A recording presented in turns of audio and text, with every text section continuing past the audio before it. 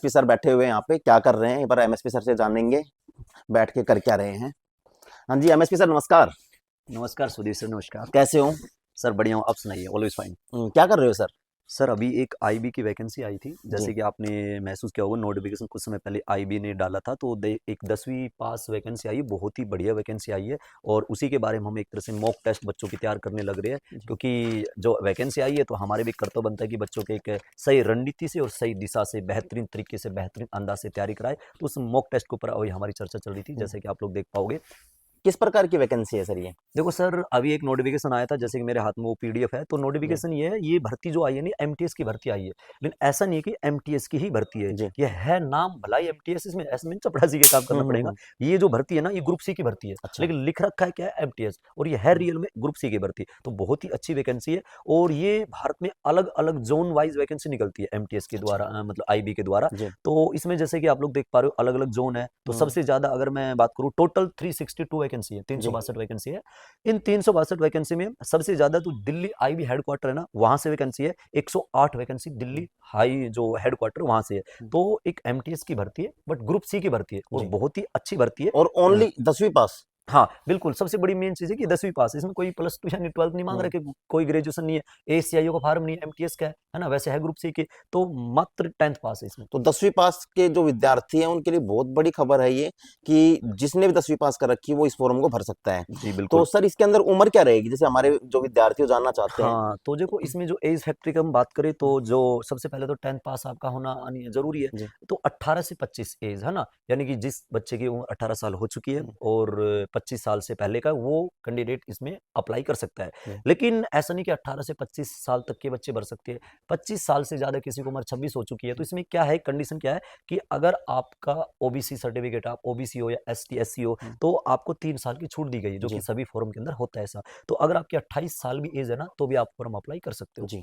तो MSP sir इसके अंदर जो सिलेबस आएगा वो सिलेबस क्या रहेगा? देखो हाँ, अगर हम सिलेबस की बात करें, जो कि सबसे जरूरी, बच्चे जी। सभी जानना भी चाहते हैं कि किस प्रकार का एग्जाम पैटर्न होगा, किस प्रकार का सिलेबस होगा। तो साहब, इसमें 1 घंटे का टाइम मिलेगा। 100 जी। क्वेश्चन इसके अंदर एग्जाम में आएंगे। उन 100 क्वेश्चन में सबसे बड़ी बात है कि एक हमारा वाला जो पोर्सन है, हालांकि सारे पोर्सन बराबर ही होते हैं वैसे तो 40 नंबर इसके अंदर सर जीके आ रही है। हम्म। जीके जीएस 40 नंबर की, जिसके अंदर हिस्ट्री है, polity, currents, economic, general science वगैरह, स्टैटिक जीके वगैरह, ये सारी चीजें कुल मिलाकर जीके जीएस का जो पॉइंट है वो 40 नंबर का है। इसमें 20 नंबर की रीजनिंग आ रही है, 20 नंबर का मैथ आ रहा है, और 20 नंबर का इसके अंदर इंग्लिश आ रहा है। ठीक है, अच्छा। 40 नंबर की जीके है। तो ये 4 पॉइंट है, 40 नंबर की जीके, बाकी 20-20 नंबर के। तो 1 घंटे का समय मिलेगा, 100 क्वेश्चन आएंगे। तो ये इसका एग्जाम पैटर्न है। दूसरी बात, इसमें एक सेकंड पेपर और होगा साहब। एक तो प्री पेपर होगा, एक मेंस होगा, लेकिन जो पेपर सेकंड होगा ना, उसका एक तरह से आपके नंबर नहीं जोड़ेंगे। 50 नंबर का सेकंड पेपर आएगा, 50 क्वेश्चन आएंगे, 1 घंटे के एक तरह से पेपर होगा ये।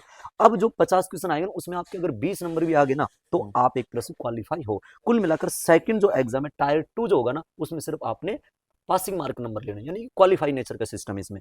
तो ये इसका एक एग्जाम पैटर्न है, कितने नंबर के क्वेश्चन आ रहे हैं। तो सर एक बार फीस के बारे में और बता दीजिए, हाँ, फीस अगर क्या हम रहेगी? फीस स्ट्रक्चर की बात करें, इसमें टोटल फीस कितनी होगी, जैसे कि मैं इसमें नोटिफिकेशन में देख पा रहा हूँ जो फीस है इसमें, तो ऑल कैंडिडेट की जो फीस है ना साहब, वो 550 रुपए है। अच्छा, लेकिन इसमें एक चीज ये लिखा गया इन्होंने कि 550 तो सभी की फीस है, बट जो जनरल वाले बच्चे हैं, जनरल है, ईडब्ल्यूएस है, और ओबीसी कैटेगरी वाली है, उनकी फीस है टोटल 650।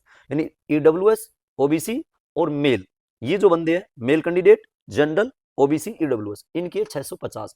इसके अलावा जितने भी है, गर्ल्स हो गया या मान लो अन्य कोई एक तरह से, तो उन सब की फीस है 550। 100 रुपए का गैप है ओनली। तो कुल मिलाकर फीस कम से कम 550 और ज्यादा 650, ऐसा कुछ है। तो सर इसमें जैसे बच्चे तैयारी करेंगे, तो जी। बच्चे किस रणनीति के तहत इसमें तैयारी करें, थोड़ा सा उस बारे में और बता दीजिए। देखो हाँ, रणनीति के बारे में बात करेंगे, सबसे पहले मैं बात करूंगा, अगर आप लोग सैलरी इसकी देखना चाहोगे सर, तो सबसे मतलब एमटीएस की भर्ती है, ग्रुप सी के अकॉर्डिंग एक तरह से मान रही है इसको, है ना।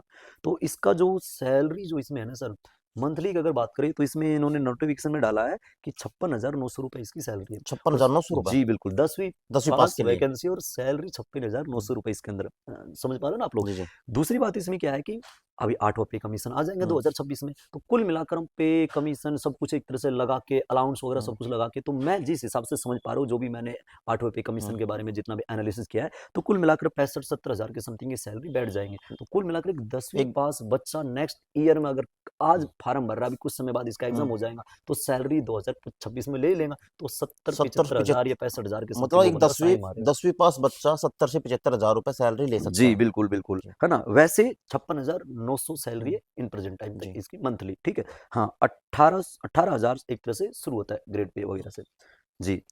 तो सर बच्चे किस प्रकार इसकी तैयारी करें? हाँ, देखो अब मेन होता है कि हमारे पास सिलेबस हो चुका है, फोरम का एक तरह से अभी फोरम में आपको एक बात और बता देते हैं इसमें कि कब से फोरम भरे जा रहे हैं। तो काफ़ी दिन पहले एक तरह से फोरम शुरू हो चुकी है, 22 नवंबर 2025 से फोरम ये शुरू हो चुकी है सर। जी। और ये इसकी जो लास्ट डेट है ना, वो 14 हम्म, दिसंबर 2025 तक लास्ट डेट है। तो जिन भी बच्चों ने कैंडिडेट ने फॉर्म नहीं भरा है, जो एक तरह से इच्छुक है आईबी के अंदर नौकरी करना, क्योंकि आईबी एक नाम है, एक रुतबा या नाम है, आईबी इंटेलिजेंस ब्यूरो में अगर आप नौकरी कर रहे हो, तो एक वैसे एक तरह से रुतबा चलता है ना? तो आप अगर फॉर्म नहीं अप्लाई किए, तो आप जल्दी-जल्दी इस फॉर्म को अप्लाई कर सकते हो, है ना? अब जो मैंने बताया था एग्ज़ाम पैटर्न, जैसे कि आप लोगों को मैंने अभी बात किया था कि हम्म, 40 नंबर का जीके, 20 नंबर की रीजनिंग है, 20 का मैथ है, 20 का और इंग्लिश है, हम्म, ठीक है? Second paper only qualify nature का है। अब इसमें नेगेटिव मार्किंग भी सर, ऐसा नहीं अच्छा। कोई बच्चे भाई तुक्का भी मारे, ऐसा नहीं है। तो नेगेटिव मार्किंग है 1/4, 1/4 एक तरह से 1/4 नेगेटिव नेगेटिव मार्किंग, मार्किंग। 1/4 एक जी। तरह से नेगेटिव मार्किंग है। एग्ज़ाम जो बात करें ना, बिल्कुल आसान है। दिल्ली पुलिस का जो पेपर होता है ना सर, उससे भी बहुत आसान पेपर इसका आएगा, क्योंकि इससे पहले का जो पेपर है ना, वो मैंने देखा है, और उसी पेपर अभी मॉक टेस्ट की तैयारी कर रहे थे, पैटर्न तैयार कर रहे थे अपने आने वाले एक तरह से स्टूडेंट के लिए। तो बिल्कुल आसान पेपर आएगा, कोई ज़्यादा हार्ड पेपर आएगा नहीं। स्टेटमेंट का कोई इसमें रोल नहीं है, क्योंकि ज़्यादातर बच्चे आजकल एडुकेटिव को देखकर घबरा रहे थे, ऐसा इसमें कुछ सीन नहीं है। जी। तो बिल्कुल आसान पेपर होगा, नॉर्मल सा पेपर होगा, बिंदास तरीके से बेहतरीन रणनीति के माध्यम से हम सभी बच्चों की तैयारी कराएंगे, और जल्द हम इसका बैच शुरू करना चाहेंगे। जैसे कि आप लोग जानते होंगे, बैच शुरू कब करोगे, आप लोग एक बार बता सकते हो बच्चों को? बहुत बहुत धन्यवाद एमएसपी सर। बिल्कुल, थैंक यू सर। तो दोस्तों, जो भी बच्चा आईबी को ज्वाइन करना चाहता है, आईबी के अंदर नौकरी पाना चाहता है, तो सोमवार से रेवाड़ी कैंपस एक न्यू बैच लेके आ रहा है स्पेशल आईबी का, तो आप आके ज्वाइन कर सकते हो। Thank you very much.